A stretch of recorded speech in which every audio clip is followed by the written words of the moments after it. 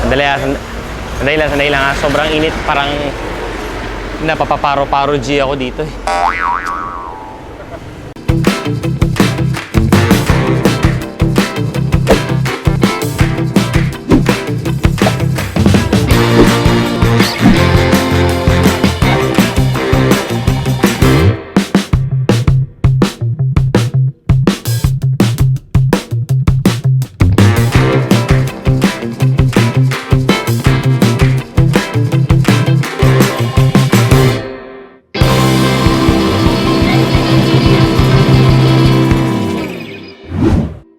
Ngayong buwan ng Marso, bida ang mga babae.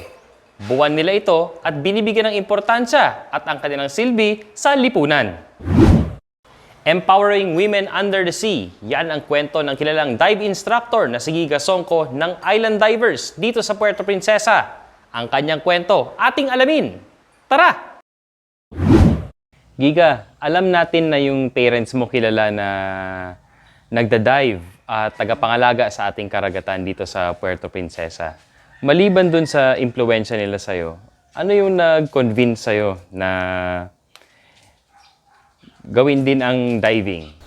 Curiosity. I was just really curious. I wanted to see for myself kasi everyone around me were divers. All their friends are divers. Everyone was telling stories kung what it was like to work on a boat or in a resort or all these things that they see underwater. So, wala. I just grew up around that and I wanted to experience it also. Exposed ka sa ano? Like ka ba sumasama sa kanila dati pag nagda-diving sila? Na-curious ka lang sa stories. Yeah. Yeah, oo. And then eventually, sinama din ako ng dad ko underwater like this. And then, like this. And then yun. And then I wanted to go deeper. I wanted to see more things. And then, yun. But it was really mainly their influence talaga. Because, yun nga, that's all I hear. I grew up in a dive shop. Anong age nag-start ito? Bawal sabihin. Hindi, yung first dive ko siguro, I was, like 4 when my dad like brought me like this. Pero I got certified when I was 12 because you had to be a certain age to get certified. Okay. Kung may nakakaalaman ng sistema o kalagayan ng ating dagat, yung nakikita natin sa baba ng dagat, yung mga divers na yon, kayo, pang kabuuhan. Pwede nyo bang may kwento o pwede mo bang may kwento sa amin kung ano yung sistema o yung kalagayan nung coral reefs ba natin o nung yaman dagat natin? Well, recently, yung pinakamalapit na reef dito, so it's about, a speedboat, it's about 3 minutes away. Recently, naglagay na sila ng enforcement. So, I think yung barangay yung nag-enforce. I'm not sure who started it, pero ginawa nilang protected area siya. And before that, we noticed na wala talagang fish. There's no fish. We just bring divers there because it's close and controlled yung environment, so hindi siya mahalon, hindi mahangin, ganyan. So if you're a new diver, it's a good place to start. So because of that, also because there's so many divers coming and they're all inexperienced, the top of the reef has been quite damaged. And then until recently na nga, and because it's a reef that's also near, a lot of fishermen go there. They're about to get fish or whatever. And then, a few years back, one of our dive masters found cyanide also underwater. And then, so this continued for a while until nagkaroon na sila ng parang MPA. And in a few months talaga, kasi there was a time where we couldn't go diving because there was a lockdown, diba? And then we finally went back diving again, and we really noticed a huge difference. There's schooling fish now, fish that we haven't seen in years is back. There's mga commercially important fish species that are there, like lapu-lapu, ganyan, and mga ganyan. But before, there was none. I could not speak, of course, for like the other more farther away reefs kasi there's no enforcement. in those reefs. Although, for a place, siguro, for mga reefs na malapit sa shore and for reefs that see so much fishing, the coral life is actually really nice. There's just not a lot of fish anymore. Yan ba talaga hinahanap kapag may nag-i-inquire sa inyo na magda-dive? Meron ba yan silang parang criteria na hinahanap? Like maraming corals, maraming fish, o yung pangkalahatan na lang yan sila? Well, it really kasi like for example, it depends kasi on the area where you're diving. So for example, here our diving is on the east coast. This is the Sulusi. So the Sulusi is one of the most diverse reef systems in the world, diba? So when you go diving there, you expect a lot of coral, you expect a lot of different species of fish, and it's there, really. I mean, for a reef that's so close to so much human activities, it's still really good. Yeah, and then when you go to different areas, let's say like Anilao, it's not as famous for coral life as it is here. Pero yun, so it really depends. Usually divers know this naman where they want to go diving. Like for example, there's a place in Cebu where people go to see one particular shark. So it really depends, Bibisitahin nila yung lugar kahit na isang ano lang hinahanap nila doon. For the treasure shark. You go there, you dive at 4 a.m. You see the shark. That's it. And then they leave. Yeah, and then that's it. And then you wait the next day. The next day again. 4 a.m. again. Until it's time to see the sharks again, and then yun. Kailan nag-start itong Island Divers? My dad started in 1979. 1979, that's like more than 3 decades. Yes. Tagal na It was so long ago talaga. It was so long ago. He was the first in Palawan.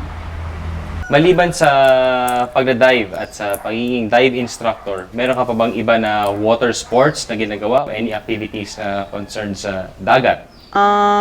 Yeah, I just learned free diving recently. I just got certified. That's super nice. You should try. And then surfing. And then, yeah. Anong pinagay mo ng free diving sa diving? Free diving, no gear. Just mask and fins. Kabahan Super nice. It's super nice. You go, you prepare, and then you inhale, and then you go down, and then you go up in one breath, and you try to go as deep as you comfortably can. How long ang duration nito? Sa isang... Depends. It really depends. Sa isang ng hangin sa chest mo, di ba? Gaano makakatay? Like, sa akin, 1 minute, pakapatay na ako. Hindi. There's a, kasi parang first the instructor will tell you, okay, this is how you should breathe. You have to stretch your lungs, ganyan. So, you parang maximize your lung capacity, something like that. Pero like, people who really do it professionally can go up to like, I don't know, like 40 meters. Wow. On a normal dive, that's just like a normal, I'm gonna go diving. Like that. That's just like their normal thing. But then, there's competitions that go to, I don't know, like 100 meters pa, ganyan. People who like really do it professionally. So insane. They can breath hold for like 4 minutes, 5 minutes. Pero hindi ko kaya yun. Ano lang ako. Mababaw lang. Bilang isang dive instructor, meron ka bang nakikita na bad practices o yung mga mas magandang itama natin na practices na nagagawa ng iba? We're also guilty of this actually. In places like El Nido kasi meron na silang mooring areas where you can't throw anchor. You have to tie your boat in certain areas lang. It would be nice if we also had that here. But we don't.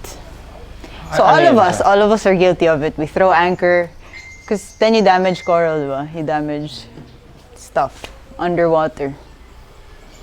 So in places that are really meant for diving, like Tubataha or El Nido, there are mooring areas. So these are the only places where you can enter to dive. So for example, in one reef, there's 3 mooring areas.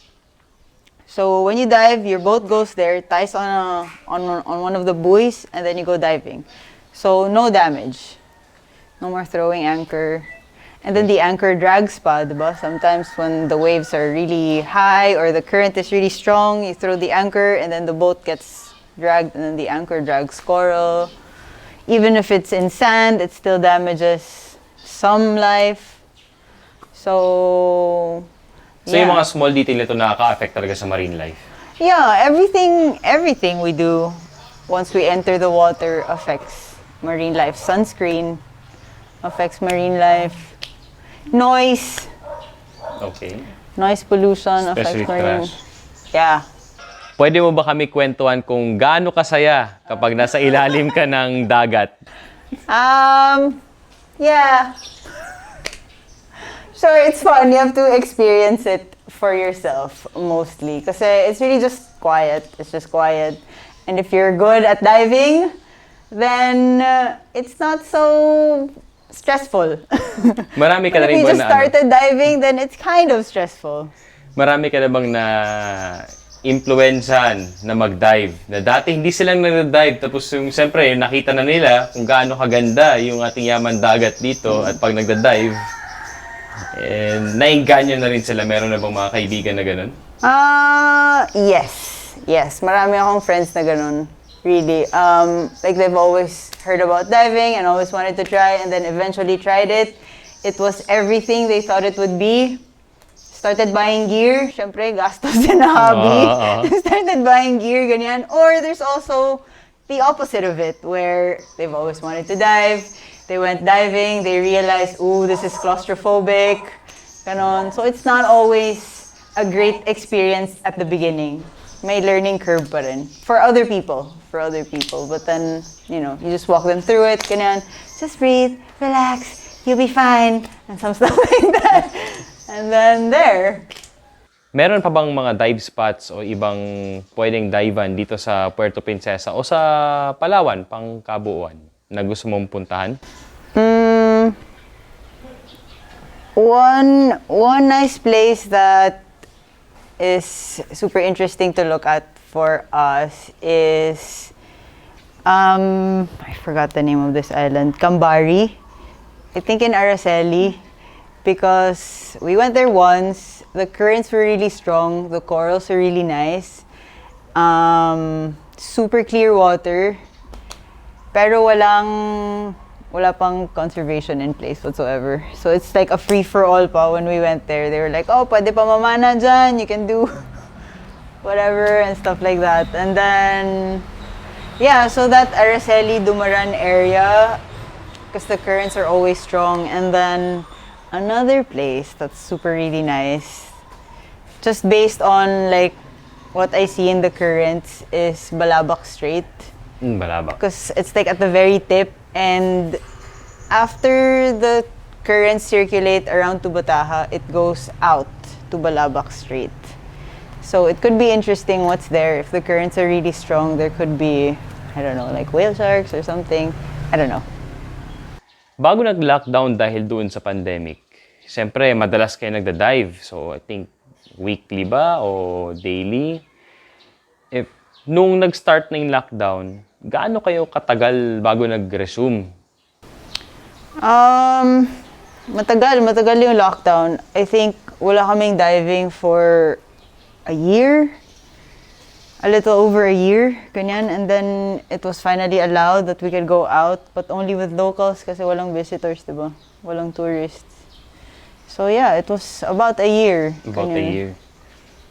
Malaki ba yung impact nito na, siyempre, hindi nyo nakikita yung usual dive spots, yung mga places na pinupuntahan nyo? Malaki ba yung impact na o yung naging improvement? Kasi wala masyadong tao na pupunta doon sa areas na yun. Anong nangyari sa marine life na may nagbago ba? I would say, like based on my observation, definitely. Kasi nakakita na kami ng schooling fish. Dati wala nun eh. Wala nung mga big groups of fish that would stay around the surface. Wala na. It was really, before the lockdown, it was really just, it was just a reef na. And then the top of it was mostly rubble, ganyan. Although it's too quick to say na there's more percentage of coral, we can't really say unless you survey it, diba? But just like visibly, just as an observation, there's definitely more fish. Giga, thank you very much for your time sa pag-share ng konting history about island divers. Meron ka bang message sa ating viewers? Yes. Maybe reduce the use of plastic and trash kasi everything goes back to the sea. Really. All the things that we use here that we see now, we also see it in the ocean. Bubble wrap, Lazada package. We see all of them. Lighters, cigarette butts, everything ends up in the sea. It really does. Okay. That's it. Ang dagat ay parte ng ating kalikasan at dapat iniingatan. Gaya ng mga babae sa ating buhay, binibigyan ng importansya at iniingatan. Isang saludo sa mga kababaihan mula sa inyong Kwentong Puerto at Happy Balayong Festival, Puerto Princesa. Hanggang sa susunod na Kwentong Puerto, ako si Nico Mendoza Tan, taga Puerto Princesa.